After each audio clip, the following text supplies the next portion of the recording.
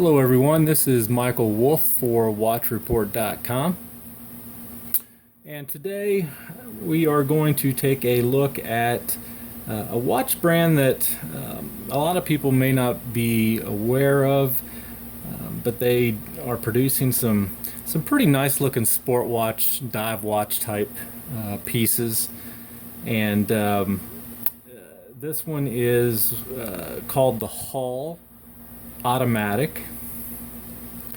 And Spinnaker watches pretty much everything that I've seen in their collection, including this particular model, all has some type of theme that relates to sailing. And the hull of a boat, for instance, in this particular case. The name brand itself, Spinnaker, has a lot of sailing and shipping type connotations from what a spinnaker actually is, which can cause a boat to lose its ability to turn, I guess is the way it would be described in layman's terms when they're trying to rescue someone that may have fallen overboard. So just some really nice themed and model names that go along with the brand itself. So again, here we have the Hull Automatic. I wanted to show what it looks like on a 7 3/4 inch wrist, and we have what I refer to as cushion cased goodness with this particular model. See how it looks on the wrist. It has a lot of wrist presence.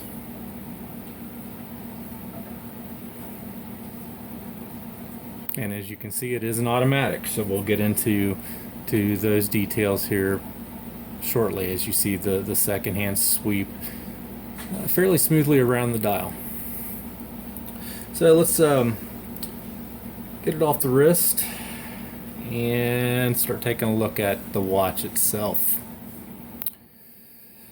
This is not the only version of the Hull Automatic. There are some other colors. I thought this particular color, with it being summertime and just the colors themselves were quite striking. So I thought it would be interesting to see this one.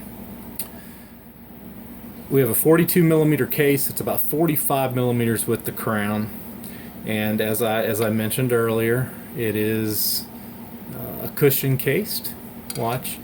It is not classified as a dive watch. I believe it is only about 100 ATM, maybe. I could be wrong on that. Let's see if I can. No, it's 10 ATM. Excuse me, it's 10 ATM water resistant. But it should be okay to get wet. I just wouldn't go diving in this particular watch. High polished and brushed finishes throughout on the tops of the lugs, and the bezel is brushed. The rest is high polished. You can see a nice crown. It is a screw down crown.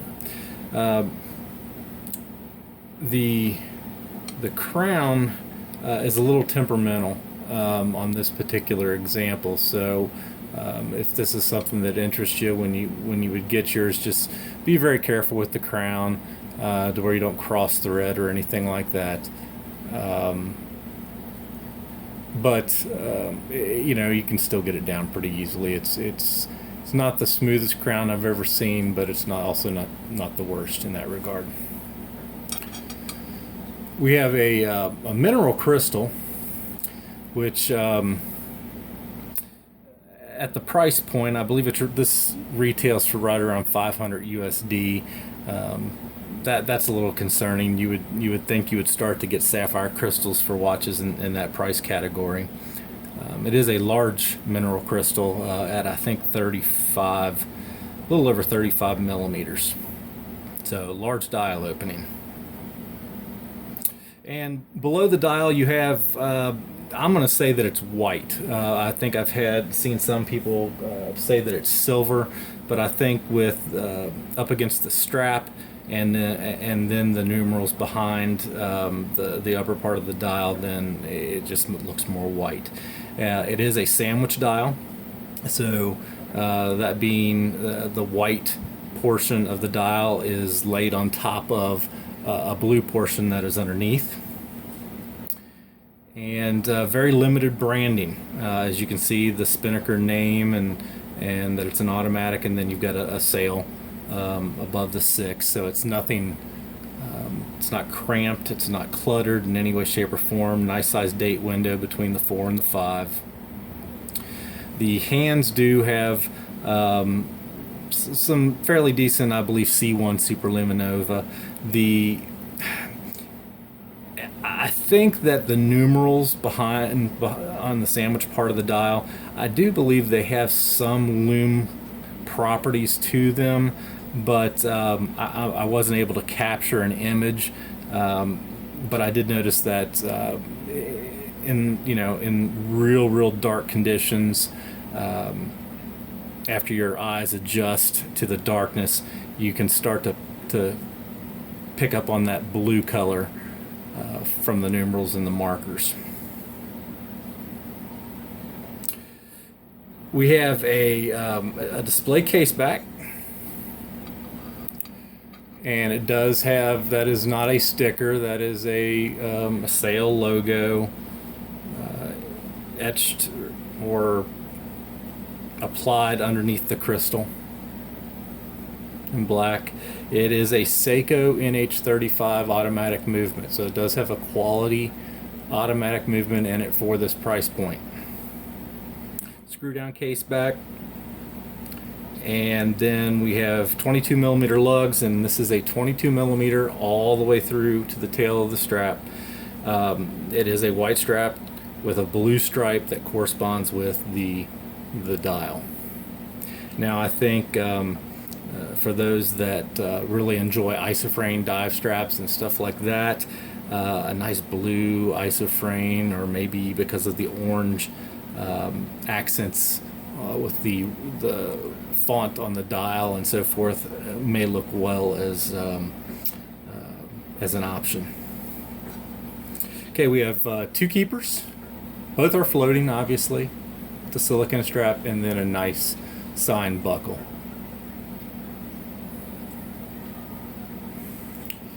And that is the Spinnaker Hull Automatic in a nutshell. I will have some additional photos, thoughts, comments, a lume shot that'll at least show off the hands for you in the full written review on watchreport.com. And again, I think if you love cushion case watches, if sapphire crystals are not a must for you, then this would definitely be something that you would want to check out, because it has a lot of flair. It just looks absolutely fantastic. It feels great on the wrist. I think it's about 100 grams or so on the wrist as well. So at a $500 USD retail price point, that may be a stretch, but it is what it is. You may be able to find it a little bit less through various discounters, but it does, like I said, it does have a lot of flair. It's just a really nice looking cushion cased timepiece. So definitely go over to the full written review on watchreport.com. Check out my additional thoughts, comments, photos, etc. If you have time, follow us here on YouTube. Check out the rest of our videos. We have a lot of good videos on a lot of nice watches. So definitely stay tuned for my next presentation here on watchreport.com. Thank you.